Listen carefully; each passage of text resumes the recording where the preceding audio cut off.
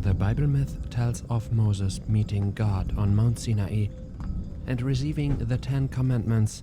These have been interpreted as moral principles of society, but behind them lies the true message, wisdom of consciousness. They are coded instructions for the spiritual self-development of humans.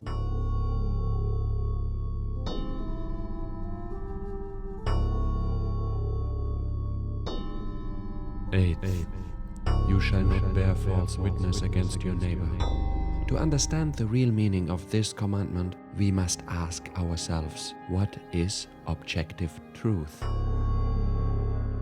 A subjective view means recognizing only one side of the truth and repressing the other pole. Once you include the other pole, you reach the sphere of objectivity and you begin to understand.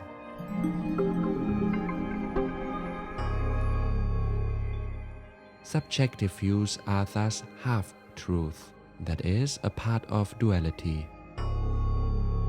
Objectivity, on the other hand, includes both sides and leads to unity, to God. Therefore, God can also be called the one truth, because it includes all sides. If someone says God is good, then this is a half-truth, because the opposite pole of good is evil. But good and evil are man-made relationships. Since God is oneness, there is no opposite pole, so God is neither good nor evil. These two poles are already reconciled in unity or non-duality. God is just God. The path of knowledge leads first to the two-ness. We divide and split diabolically unity, solve,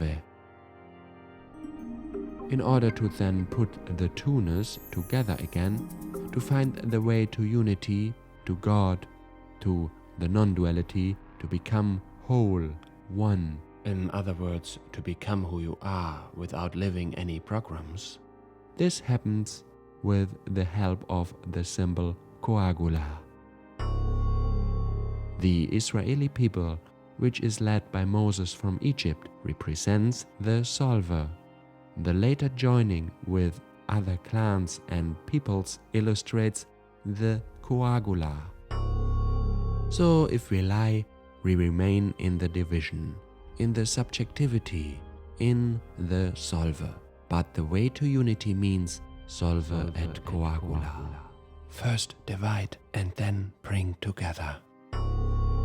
If you like my content, please leave me a like and a subscription. If you want to know the real background of the next commandment, please click on the next video. See you soon.